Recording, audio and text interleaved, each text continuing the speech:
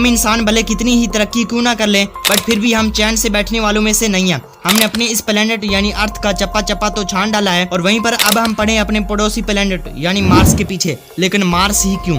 Actual में हमारे solar system में हमारी अर्थ के करीब जस्ट 2 ही प्लैनेट्स वीनस और मार्स मौजूद है। वीनस जो कि मार्स के मुकाबले में अर्थ के काफी करीब है, लेकिन हम वहाँ नहीं जा सकते बिकॉज वीनस सूरज के गिर्द चक्कर लगाने वाला दूसरा प्लेनेट है और इस पर इतनी ज्यादा गर्मी पड़ती है कि हम इंसान तो वैसे ही पिघल जाएंगे। जबकि हमारी अर्थ की दूसरी साइड पर है हमारा पड़ोसी प्लेनेट मार्स। अब मार्स पर गर्मी तो नहीं पड़ती, लेकिन यहाँ पर सर्दी यानी ठंड अर्थ के ऑप्टिक रीजन से भी ज्यादा होती है। अब सिर्फ ये ठंड ही नहीं जो कि इंसानों को मार्स पर जिंदा नहीं रहने देगी, बल्कि मार्स पर ना ही ऑक्सीजन है और ना ही पीने का पानी। आपको ये मालूम ही है कि इन 2 बेसिक फैसिलिटीज के बगैर किसी भी इंसान का कहीं पर भी जिंदा रहना ऑलमोस्ट इम्पॉसिबल है। ये सब कुछ जानने के बाद भी आखिर नासा और इलॉन मस्क का क्या ऐसा प्लान है जिससे वो हम इंसानों को मार्स पर जिंदा रख सकते हैं। दोस्तों, आप सबको इस दुनिया का बेसिक रूल तो मालूम ही है कि एक न एक दिन सब कुछ खत्म होने वाला। ऐसे में हमारे ये घर, ये प्लेनेट अर्थ भी एक न एक दिन रहने के काबिल नहीं रहेगी। जी हाँ, हम अपने हाथों से इसको खत्म करते जा रहे हैं। हम इंसानों ने धुएं जैसी बीमारियां अपने इस प्लेनेट की एटमॉस्फेयर में छोड़ी हुई हैं। इनसे हमारी अर्थ की ओजोन लेयर जो कि सूरज से आने वाली तेज अल्ट्रावायलेट रेडिएशंस को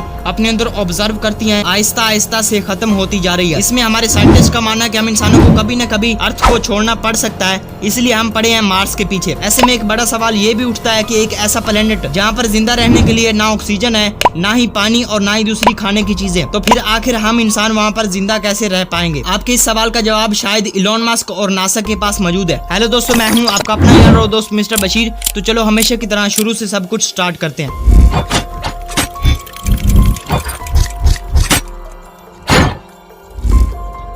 इलॉन मस्क ने पहले 2026 में मार्स को कॉलोनाइज करने का फैसला किया था, बट अब उनकी जानब से 2029 की प्रेडिक्शन की गई है। जबकि दूसरी तरफ नासा ने भी 2030 तक इंसानों को मार्स पर भेजने का दावा किया। बट सवाल ये नहीं कि कौन पहले जाएगा, बल्कि सवाल ये है कि जो भी गया वो वहाँ पर जिंदा कैसे रह पाएगा। ये बात कहना गलत नहीं होगा कि मार्स की कई सारी प्रॉपर्टीज हमारी अर्थ से मिलती जुलती हैं। मार्स का एक दिन, जिसको मार्शियन डे या फिर सोल भी कहा जाता है, इसकी लेंथ अर्थ के मुकाबले में जस्ट 39 मिनट से ज्यादा है। वहाँ पर भी अलग अलग मौसम है और अर्थ पर भी। इसके अलावा अर्थ के पोल्स पर भी आइस कैप्स हैं और मार्स पर भी। अर्थ पर एटमॉस्फेयर है, जबकि मार्स पर पतला ही सही मगर एटमॉस्फेयर जरूर है। लेकिन एक चीज जो कि इंसानों के रहने के लिए मार्स पर मौजूद नहीं है और वो है ऑक्सीजन। अब ये ऑक्सीजन कैसे बनाई जाएगी? वो भी 1-2 लोगों के लिए नहीं, बल्कि मार्स की एक पूरी कॉलोनी के लिए। और इस कॉलोनी में इलॉन मस्क के कहने के मुताबिक होंगे पूरे 10 लाख लोग। अब एक्सट्रीम सिचुएशन में इंसानों को जिंदा रखने की बात की जाए तो सबसे पहले ख्याल आता है ISS यानी इंटरनेशनल स्पेस स्टेशन का। इसको आज स्पेस की हार्श कंडीशन में 25 साल गुजर चुके हैं और अभी तक भी ये इंसानों को ऑक्सीजन और फ्रेश पानी बनाकर देता आ रहा है। ISS यानी इंटरनेशनल स्पेस स्टेशन में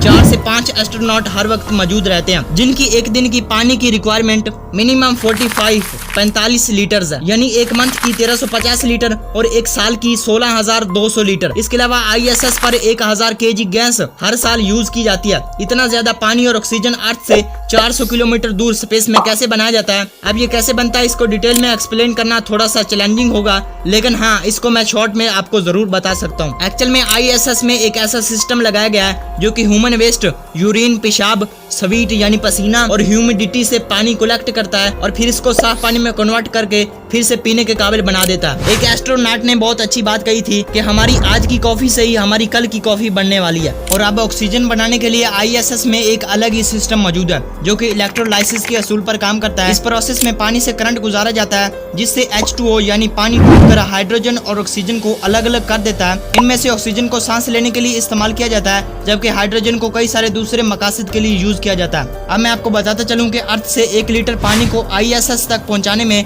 $2500 का खर्चा होता है। लिहाजा 22.5 करोड़ किलोमीटर दूर मार्स पर ऑक्सीजन पहुंचाना किसी भी तरह से पॉसिबल नहीं है। अब पानी के लिए तो मार्स पर अलग अलग रोबोट्स छोड़ दिए गए हैं जो कि मार्स पर पानी को तलाश करने में लगे हुए हैं। बिकॉज पिछले कुछ सालों में साइंटिस्ट को कुछ ऐसे एविडेंस भी मिले हैं जिनको देखने के बाद ये मालूम होता है कि मार्स पर भी पानी मौजूद है, लेकिन कहाँ पर है ये आज तक भी फाइंड किया जा रहा है। अब मार्स जो कि अर्थ से 6 करोड़ 20 लाख किलोमीटर दूर है, वहाँ तक इंसानों को पहुँचाने के लिए एक खास किस्म के स्टारशिप्स बनाई जा रही है जो कि कम से कम फ्यूल फ्यूल इस्तेमाल करके इंसानों को मार्स पर पहुंचाने का काम करेंगी। साइंटिस्ट का कहना है कि जब से हम इंसानों ने फॉसिल फ्यूल्स यानी पेट्रोल और गैस का इस्तेमाल शुरू किया है, तब से ही हमारी अर्थ का टेम्परेचर बढ़ता चला जा रहा है और फ्यूचर में शायद हमें न चाहते हुए भी मार्स पर रहना पड़ जाए। लेकिन बिना ऑक्सीजन के आखिर कैसे? इलॉन मस्क का कहना है कि मार्स पर पूरी कॉलोनी बनाने से पहले एक छोटा सा ग्रुप भेजा जाएगा जिनके पास 2 साल तक जिंदा रहने की सब चीजें मौजूद होंगी, यानी खाना पीना, ऑक्सीजन और प्रेशराइज्ड सूट। और फिर वहाँ पर उनको प्रॉपर फैसिलिटीज भी मिलेंगी, यानी ऑक्सीजन और पानी वगैरह। अब बारी होगी मार्स पर एक ग्रीन हाउस बनाने की, ताकि मार्स पर सब्जियां और फल उगाए जा सके। साइंस की एक रिसर्च के मुताबिक मार्स पर सबसे पहले पोटैटोज और बीन्स लगाए जा सकेंगे। इन ग्रीन हाउस के अंदर जैसे जैसे प्लांट्स बड़े होंगे, उनके अंदर से एक ऐसी चीज निकलेगी जिसकी मार्स पर बहुत ज्यादा जरूरत है, और वो चीज होगी ऑक्सीजन। अब ऑक्सीजन तो हमें इन प्लांट्स से मिल जाएगी। और अगर बात करें पानी की, तो पानी को तो पहले ही हमारे रोबोट्स ने मार्स की मिट्टी के नीचे से ढूंढ निकाला है। जी हाँ, मार्स की मिट्टी के नीचे जमी हुई बर्फ को पिघाल कर उससे पानी बनाया जाएगा। ये प्रोसेस पहले तो छोटे लेवल पर किया जाएगा और फिर आहिस्ता आहिस्ता ज्यादा से ज्यादा लोग मार्स पर जाने लगेंगे और फिर कुछ टाइम बाद मार्स का एक बड़ा हिस्सा पेड़ पौधों की वजह से ऑक्सीजन से भर जाएगा। फिर वहाँ पर इंसान अलग अलग जगहों पर जाकर रिसर्च करेंगे। जबकि स्पेस एक्स कंपनी के मालिक इलॉन मस्क और नासा का कहना है कि 2050 तक मार्स पर इंसानों की एक पूरी कॉलोनी बस चुकी होगी और आने वाले ऑलमोस्ट 200 सालों के बाद पूरा मार्स ग्रीनरी में बदल चुका होगा। बट यार छोड़ो, आपको ये वीडियो कैसी लगी? अगर आपको ये वीडियो जरा सा भी इंटरेस्टिंग और इन्फॉर्मेटिव लगी तो प्लीज चैनल को सब्सक्राइब कर दें, बिकॉज मैं इसी तरह की इंटरेस्टिंग और एजुकेशनल वीडियोस इस चैनल पर लाता रहता हूँ। मिलते हैं फिर किसी इसी तरह की नई वीडियो में, तब तक के लिए बाय।